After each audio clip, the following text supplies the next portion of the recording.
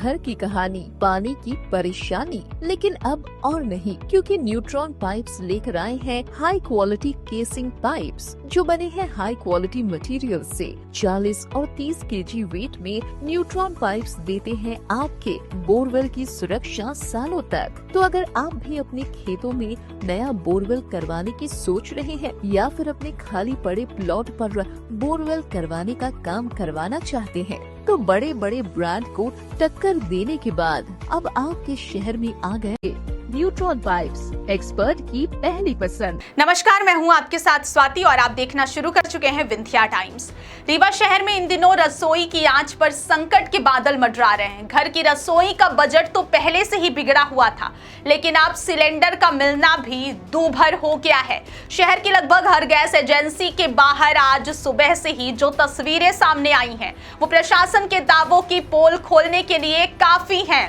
हाड़ कपा देने वाली सुबह में लोग 6 बजे से ही लाइनों में लग रहे हैं, लेकिन दोपहर होने तक भी उन्हें सिलेंडर नसीब नहीं हो रहा है। हाल ही में जिला प्रशासन और तेल कंपनियों ने दावा किया था कि ईरान और इजराइल अमेरिका के बीच जारी युद्ध का असर केवल कमर्शियल सिलेंडरों पर पड़ेगा और घरेलू सिलेंडर की आपूर्ति पूरी तरह सामान्य रहेगी।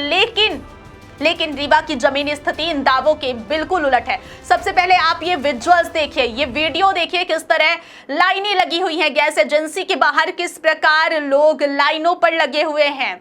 शहर की एजेंसियों पर सुबह से ही उपभोक्ताओं का मेला लगा हुआ है। लोग अपनी बुकिंग आईडी और खाली सिलेंडर लेकर कतारों में खड़े हैं, लेकिन अंत में उन्हें मिलता है सिर्फ एक जवाब, स्टॉक खत्म हो गया है। किल्लत के इस दौर में सबसे ज्यादा डराने वाली बात यह है कालाबाजारी।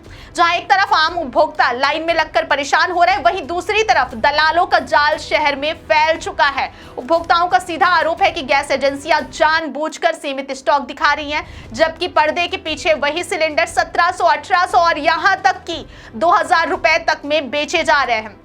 दलाल सक्रिय और ज्यादा पैसे देने वालों को चंद मिनटों में सिलेंडर मुहैया कराया जा रहा है। सवाल यह उठता है कि जब एजेंसियों के पास आम जनता के लिए स्टॉक नहीं है, तो इन दलालों के पास सिलेंडर कहां से आ रहे हैं। उपभोक्ताओं के मुताबिक पहले दिन स्लॉट कंफर्म किया था, लेकिन आज उन्हें मना कर दिया गया। संजय पटेल नाम के उपभोक्ता के मुताबिक 7 बजे से वे लाइन में लगे हैं, लेकिन उनके सामने ही लोग ज्यादा पैसे देकर पिछले दरवाजे से सिलेंडर ले जा रहे हैं। यही हाल गृहिणियों का भी है। सीमा तिवारी ने रोष जताते हुए कहा कि घर में खाना बनाने की समस्या खड़ी होगी। ऑनलाइन बुकिंग का अब कोई मतलब नहीं रह गया है, क्योंकि एजेंसियों पर सिर्फ रसूखदारों और पैसे वालों की सुनवाई हो रही है।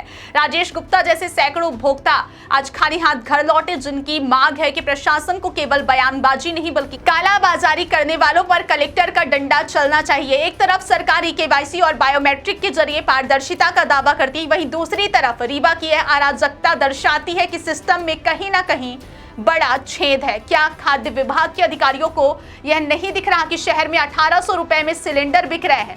क्या पुलिस प्रशासन उन दलालों पर नकेल नहीं कस सकता जो संकट का फायदा उठा रहे हैं? ये सोचने का विषय है। ईरान इजराइल युद्ध की वजह से आम आदमी की जेब पर जो डकैती डाली जा रही है, उसका जवाब देना अब प्रशासन की जिम्मेदारी। रीवा की जनता अब आश्वासन नहीं, समाधान चाहती है। हमारी इस खबर के बाद उम्मीद है कि जिम्मेदार विभाग नींद से जगेगा और गैस एजेंसियों पर निगरानी बढ़ाई जाएगी, जिससे आम नागरिकों को गैस सिलेंडर सही दाम पे मिल सके, उनके साथ कालाबाजारी, ठगी ना हो।